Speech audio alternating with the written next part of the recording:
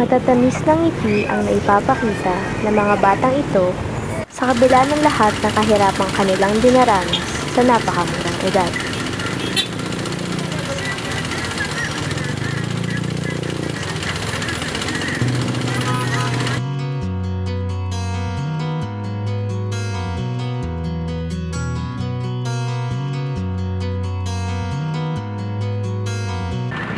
Sa lugar na ito namin nakilala ang magkakaibigang sina Anthony, Benji, at Buboy, hindi nila tunay na mga pangalan.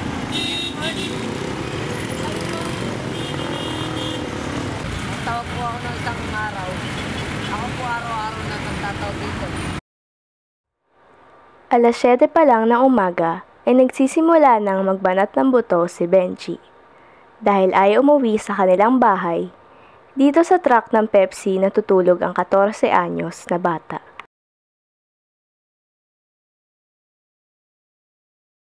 Ako sa beses ako kumain sa isang araw. Ay, dalawa. Abagat ko po. Yan ba almusal mo? Opo. Ayun lang. Araw-araw? Sinubukan gisingin ni Benji ang mga kasamahan upang makapagtrabaho na.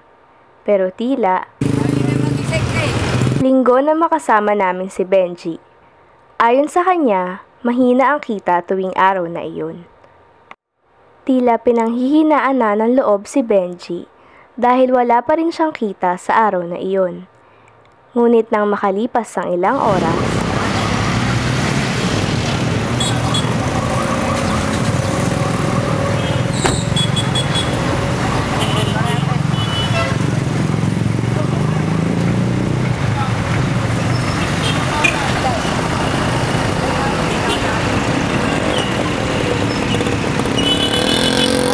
Mo? Stress po.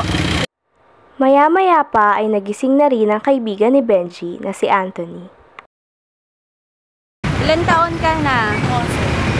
Bakit hindi ka umuwi sa bahay nyo para kumain doon?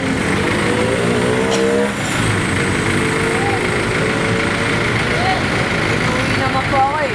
Sabi ko, tira po ako ng babae. Tira po ako ng babae. Ano ba hinahanap sa inyo? Hindi kayo nahanap sa inyo? Ano po? Oo. Nabingi kami sa katahimikang isinagot sa amin ni Benji. Isang mapangahas paglalakbay ang ating buhay. Sa kung saan natin pipiliin tumawid, sa kung saang destinasyon natin pipiliing tumungo, kung anong direksyon ng ating susundin, tayo lamang ang makakaalam.